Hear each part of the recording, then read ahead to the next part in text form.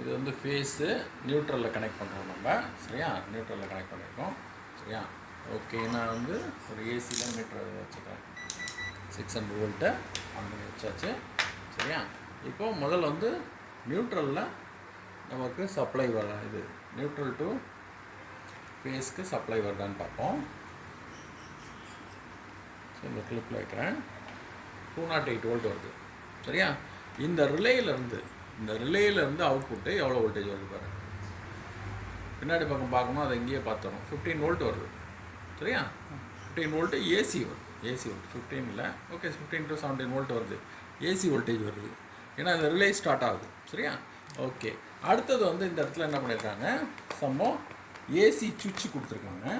நான் என்ன பண்ணுறேன்னா நியூட்ரலில் வச்சுக்கிட்டு, நியூட்ரலில் ஒரு லைன் வந்து நியூட்ரலில் வச்சுக்கிட்டு என்ன பண்ண போகிறேன், இந்த சைடு, அதாவது நான் மிடில் சைடு வந்து ஒரு நிமிஷம். இதோட அவுட்புட் என்ன, இதோட அவுட்புட் வந்து 22 வோல்ட்டு. இன்புட் இது என்ன, இன்புட்டு நியூட்ரலில் இருக்குது. இங்கே பாரு, இது வந்து அவுட்புட் வந்து இங்கே பார்த்தீங்கன்னா 23 வோல்ட்டு. 23 வோல்ட்டுன்றது என்ன, இந்த சாக்கெட்டுக்கு வருது. இந்த சாக்கெட்டுக்கு இங்கே பாரு, இது 18 வோல்ட்டு, இது 23 வோல்ட்டு. இந்த ஒயிட் கலரில் இந்த சாக்கெட்டுக்கு வருது. இங்கே பாரு, இந்த சாக்கெட்டுக்கு வருது, இந்த சாக்கெட்டுக்கு. சரியா, ரைட்டு. அதே போல் இந்த சுவிட்சு பாரு, இது வரேன் ஒரு நிமிஷம், பேஸில் வச்சுக்கிறேன். 206 இதோடைய வோல்ட்டு 56 வோல்ட் கிட்ட வருது. இது அதே 56 வோல்ட் தான் இங்கே வருதுன்னு நினைக்கிறேன். இங்கே பாரு, இங்கேயும் செக் பண்ணிக்கலாம். இதுலேயும் பாரு, இதுலேயும் அதே வோல்ட்டு தான் வருது. சரியா, 58 வோல்ட் வருது. 58 வோல்ட்டு இங்கே வருது. அடுத்த லைனில் 55 வோல்ட் வருது. ரெண்டுமே ஏசி சுவிட்ச். இது ரெண்டுமே ஏசி சுவிட்சு. ஸோ இந்த கனெக்டருக்கு வருது, ப்ரெஷர் சென்சார் உள்ள மொத்தமாக உள்ள இந்த கனெக்டருக்கு வருது. ரைட்டா, அதுக்கப்புறம் இந்த வால்வில், அதாவது இந்த அவுட்புட்டு, இதோடைய அவுட்புட்டில் பாரு, 2 மோட்டார் இருக்குல்ல, ட்ரைன் மோட்டார், வாஷ் மோட்டார் இருக்கு இல்லையா, அதோடைய வோல்டேஜ் என்ன வருதுன்னு பாரு. இது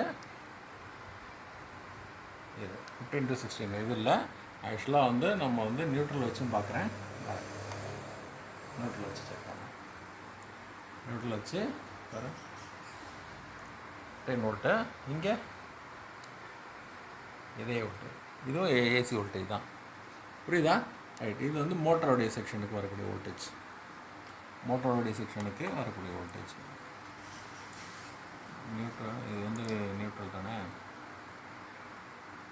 17 வோல்ட்டு. இங்கே வோல்டேஜ் 17 வோல்ட், 17 to 18 வோல்ட் வருதா. சரி, ரைட்டு. ஸோ இது வந்து மோட்டர் ரிலேட்டடான வோல்டேஜ். இப்போ இந்த போர்டு ஆன் ஆகணும்னா நமக்கு என்ன வரணும், 12 வோல்ட்டு, பேசிக்காக 12 வோல்ட் வரணும். இந்த எஸ்எம்பிஎஸ்லேருந்து, சுவிட்ச் மோட் பிடபிள்யூஎம் சர்க்யூட்லேருந்து வரணும். ஸோ நான் வந்து இதில் டிசி வோல்டேஜுக்கு போயிடுறேன். டிசி வோல்டேஜில் 20 வோல்ட்டில் வச்சுக்கிட்டு இந்த பாயிண்டில் கிரவுண்டில் 7805 கிரவுண்ட் எடுத்துக்கிட்டு, ஸோ இந்த டயோடில் வேல்யூ செக் பண்ணுறேன். டயோடில் இந்த சைடில் தானே 12 வோல்ட்டு பாரு, இந்த சைடில் 12.22 வோல்ட் வருது. சரியா, இங்கே பாரு, இங்கே வரக்கூடிய வோல்ட்டு நான் கிரவுண்ட் இங்கே வச்சுக்கிட்டு 7805க்கு என்ன வருது வோல்டேஜ், 12 வோல்ட் வருது. அதுக்கப்புறம் 5 வோல்ட் இந்த ரெகுலேட்டர்லேருந்து வராது. 5 வோல்ட் இங்கேருந்து இந்த ரெகுலேட்டரில் வருது. 5 வோல்ட் வருது. இந்த 5 வோல்ட்டு தான் கண்ட்ரோலருக்கு வரப்போகுது. கண்ட்ரோலருக்கு 5 வோல்ட் வரப்போகுது.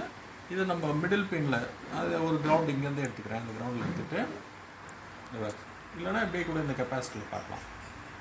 5 வோல்ட்டு பாரு, பொசிஷன் மாறி இருக்காங்க, மைனஸ் வருது, 5.0 வோல்ட்டு. சரியா, அடுத்தது இதில் வந்து என்ன வரணும், இந்த ஐசிக்கு 12 வோல்ட் வரணும். இது வந்து சுவிட்சிங், இது IC low power IC 9th பின்னில் வரும். 5 வோல்ட்டு தான் வருது. ஓகே, இதில் வந்து கனெக்ட் ஆகிருக்குது, 5 வோல்ட்டு தான் கனெக்ட் பண்ணியிருக்காங்க. 5 வோல்ட் இருக்குது. அதே போல் இதில் 12 வோல்ட் வச்சுருக்காங்க பாரு. இங்கே வராது. ஒரே நிமிஷம். இது 2 ஐசிக்கும் வந்து என்ன வருதுன்னா, இது 5 வோல்ட் ஐசி, இது வந்து 12 வோல்ட்டு.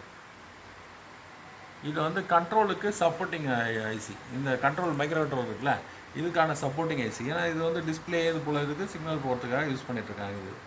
ஓகே, இந்த சீரீஸ் ஆஃப் ஐசி. இது வந்து பயாஸோடைய 8வது பின்னில் என்ன வோல்டேஜ் வரும், பயாஸ் EEPROM சொல்லுவாங்க. EEPROM அரௌண்ட் 5 வோல்ட் வருது. 8வது பின்னில் 5 வோல்ட் வருது. புரியுதா? இந்த 8வது பின்னில் வந்து இது 5 வோல்ட் வருது. ஸோ இதுதான் பேசிக்காக உள்ள இந்த போர்டோட இது. வோல்டேஜ் வந்து மோட்டருக்கு லோடு கொடுக்கும்போது வேரி ஆகும். இது 5 வோல்ட்டு. புரியுதா? ஸோ இது வரையும் பார்த்தா போதும். நம்ம இப்போ டெட் கண்டிஷன் சொன்னால் நம்ம இது ஏசிலேருந்து இந்த சுவிட்சுக்கெலாம் வோல்டேஜ் வருதா, ஏசியோட வோல்டேஜ் வருதான்னு பார்க்கணும். இதுக்கு 12 வோல்ட் ரிலே ஆனாதான்னு பார்க்கணும். அதுக்கு அடுத்தது வந்து இந்த டயட் மூலிமா 12 வோல்ட்டு இதுக்கு வரணும். 12 வோல்ட் வரணும். இந்த கன்வெர்ட் ஆகி 5 வோல்ட் வரும் இந்த கெப்பாசிட்டருக்கு. இந்த 5 வோல்ட்டு தான் கண்ட்ரோலருக்கு வரும். கண்ட்ரோலரில் ஷார்ட்டரில் இருக்கான்னு பார்க்கணும். அதுக்கப்புறம் இந்த ஐசிக்கு 5 வோல்ட்டு, இதுக்கு 12 வோல்ட்டு. சரியா? அதுக்கு அடுத்தது பேசிக்கான திங்ஸ் இது தான். ஸோ இப்போ டெட்டாக இருக்குதுன்னு சொன்னால் நமக்கு வந்து இந்த டயோடு பிரிட்ஜ் ரெக்டிஃபையர்லாம் நல்லாயிருக்கு. பட்டு ஸோ இந்த கிறிஸ்டல் ஆசிலேட்டர் நல்லா இருக்கான்னு பார்க்கணும். எதுவும் ஷார்ட் இல்லைன்னா கிறிஸ்டல் ஆசிலேட்டர் ஃபால்ட் இருக்கான்னு பார்க்கணும். இது ஃபால்ட்டாக இருந்துச்சுன்னா ஃப்ரீக்வன்சி ஜென்ரேட் ஆகாது. ஜென்ரேட் ஆகணும்னா இந்த யூனிட் வந்து ஆன் ஆகாது. சரியா? Okay, good.